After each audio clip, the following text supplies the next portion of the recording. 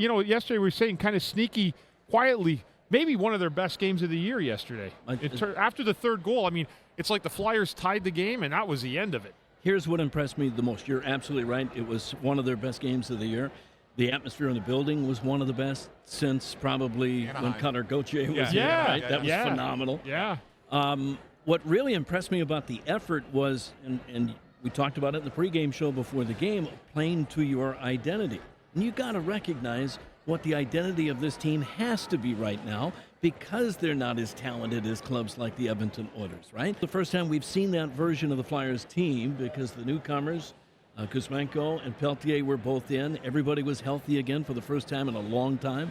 So it was deeper offensively. We had some skill in the lineup.